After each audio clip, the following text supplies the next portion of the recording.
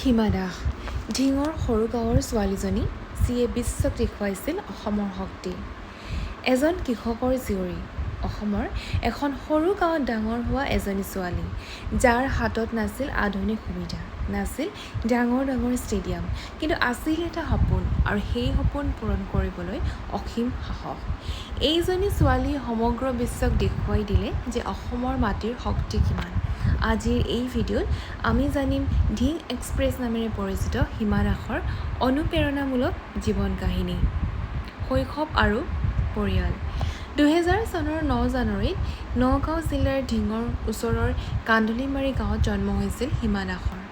এটা সাধাৰণ কৃষক পৰিয়ালত ডাঙৰ হোৱা হিমাৰ শৈশৱ বেছিভাগ সময় পাৰ হৈছিল পথাৰত খেলি দৌৰি আৰু বন্ধু বান্ধৱীৰ সৈতে সময় কটায়।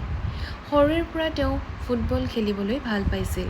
গাঁৱৰ ল'ৰাবোৰৰ লগত খেল খেলিয়েই তেওঁৰ গতি আৰু শক্তিৰ বিকাশ হৈছিল। কোনেও ভাবিব পৰা নাছিল যে এই গাঁৱৰ এইজনী ছোৱালীয়ে এদিন বিশ্বৰ মঞ্চত ভাৰতৰ পতাকা উৰুৱাব। সপোনৰ দিশে প্ৰথম খোজ। হিমাৰ অসাধাৰণ দৌৰ ক্ষমতা লক্ষ্য কৰি কিছুমান প্ৰশিক্ষকে তেওঁক এথলেটিক্সৰ ফালে আগবাঢ়িবলৈ উৎসাহিত কৰে।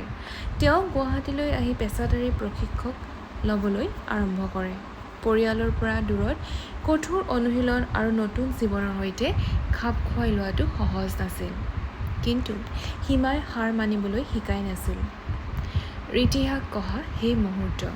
2018 চন ফিনলেণ্ডত অনুষ্ঠিত হৈছিল IAAF ৱৰ্ল্ড U20 অৰ্থাৎ আণ্ডাৰ-20 চেম্পিয়নশ্বিপছ 400 মিটাৰ ফাইনেল।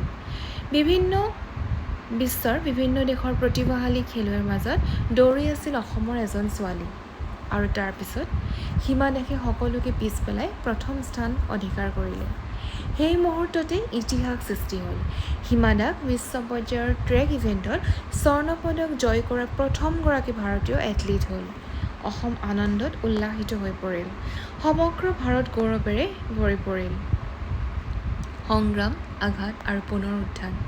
সফলতাৰ পিছত জীৱন সদায় সহজ নাছিল। আঘাত, ফৰ্মৰ সমস্যা আৰু বিভিন্ন বাধাৰ সন্মুখীন হ'ব লগা হৈছিল, কিন্তু প্ৰতিবাৰেই হিমাই নিজকে পুনৰ গঢ়ি তুলিছিল। তেওঁৰ জীৱনে আমাক শিকায় যে সফলতা কেৱল জয়ৰ নাম নহয়, বিপদৰ মাজতো আগবাঢ়ি যোৱাৰ নামেই সফলতা। ভাৰতৰ গৌৰৱ, অসমৰ গৌৰৱ আৰু ভাৰতৰ প্ৰেৰণা।